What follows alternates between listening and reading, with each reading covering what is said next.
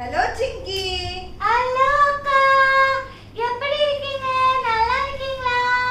நான் ரொம்ப ரொம்ப நல்லா ரொம்ப சந்தோஷமா இருக்கேன். நீ எப்படி இருக்க சிங்கி? நானும் நல்லா இருக்கேன்க்கா. நானும் ரொம்ப ரொம்ப சந்தோஷமா இருக்கேன்.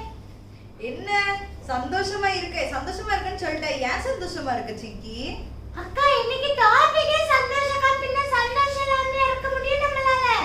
கரெக்ட் சிங்கி. நீங்களும் பிள்ளைல சந்தோஷமா இருக்கீங்களா? இன்னைக்கு நம்ம அக்கா, கத்துக்கிட்ட பிள்ளைங்க எல்லாரும் ரொம்ப ரொம்ப ரொம்ப ரொம்ப ரொம்ப சந்தோஷமா இருக்காங்க அக்கா. ஆனா உங்களுக்கு ஒண்ணு தெரியுமா? பிள்ளைங்க கொஞ்சம் டென்ஷனா இருக்காங்க. எதனாலனா அவங்க எல்லாருக்கும் எக்ஸாம் வருது. ஆமா பிள்ளைகளா, உங்க எல்லாருக்கும் எக்ஸாம் வருது தானே? தெரியும்.